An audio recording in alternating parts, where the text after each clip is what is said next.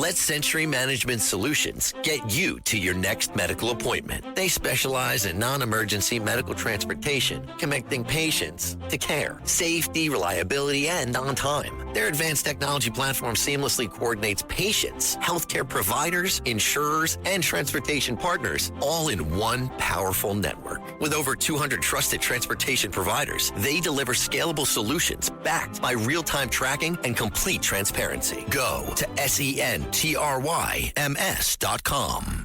Sunday morning. Well, what's going on in the world? Our country, our state, our city. Governor David Paterson, one common sense guy. Governor, give us your feelings on a Sunday morning. Well, John, on Friday, the Fed appraised gas prices. They're going back to $4 where they were, and they think it'll even be more than that. And then we've got, situations where people were thinking about traveling during the summer, and they're going to have to, decide if they can afford to do that. Riding the train is going to cost more money. Riding an airplane is going to cost more money. They used to say people put money in their pockets and went to the supermarket and brought home food in bags. Now people are going to have to put bags of money to the supermarket and bring home money in their pockets. It's that kind of situation.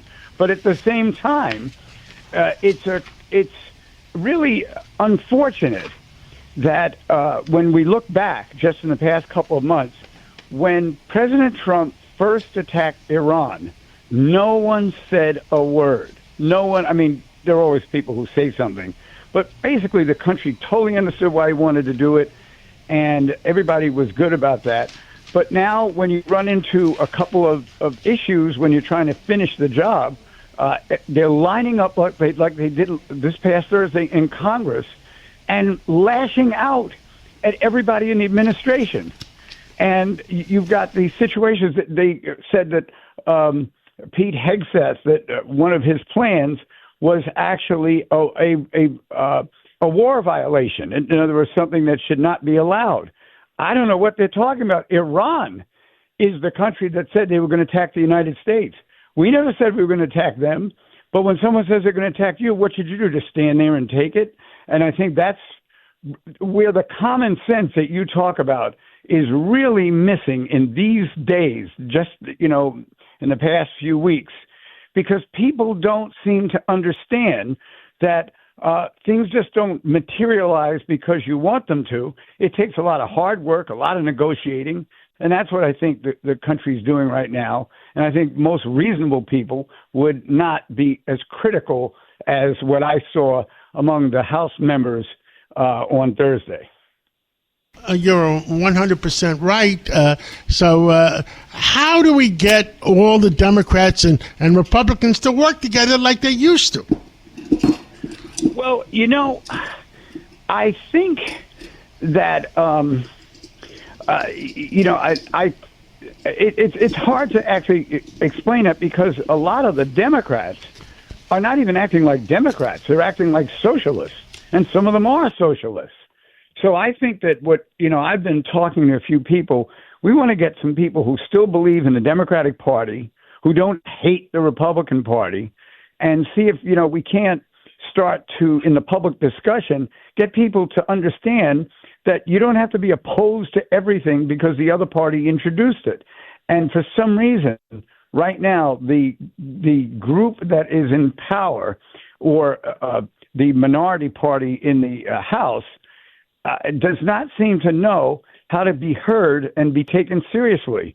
Now, I spent 15 years in Albany in the Senate minority. We never won, John, ever. But we were worse than that. Those are days of Joe Bruno, but you could always sit down with Joe Bruno and work out a deal. What I did was I went to see the majority leader, Joe Bruno, and I said, I'm not going to participate in this fighting that's been going on all these years. When there's a problem, we're going to sit down and work it out, and we did. So I'm just hoping that, in some quarters of the country, the parties can work together, even if they don't vote the same way, but certainly not in New York. I agree with you 100%. What else is on your mind this Sunday morning? We got time for one more thing.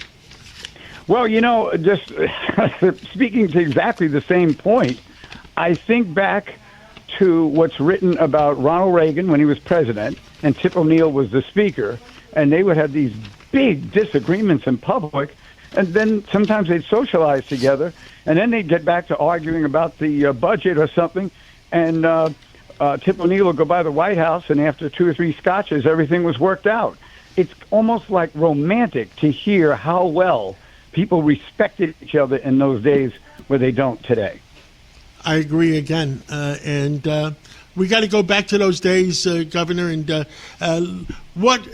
think the common sense Democrats, and there's a lot of them around, have to get together and sit down and say, enough is enough. We don't need this craziness, because if that craziness exists, you know what's going to happen to the Democratic Party, and I don't want to see it happen to the Democratic Party. I want, equal. You're going to lose 49 states like you did before under who was the presidential candidate, McCarthy? We lost 49 states when McGovern lost, and I believe that was in 1984. That was, yes, and you lost almost 49 and a half states because the 50th state, you won by 18,000 votes. Yeah. Well, Governor Paterson, thank you for coming on this Sunday morning, and thank you for your common sense. Thank you, John. Enjoy the rest of the weekend. In this 25th anniversary year of September 11th, the Tunnel to Towers Foundation continues to honor America's heroes. Heroes like Fire Lieutenant Michael Wells, who was inspired by 9/11 to serve his community. After 14 dedicated years of service, he lost his battle with occupational cancer, leaving behind his wife, Katie, and their 3 children. Tunnel to Towers honored Lieutenant Wells by paying off the family's mortgage in recognition of his sacrifices. Donate $11 monthly and amplify your impact with a car or land donation. Go to T2T.org.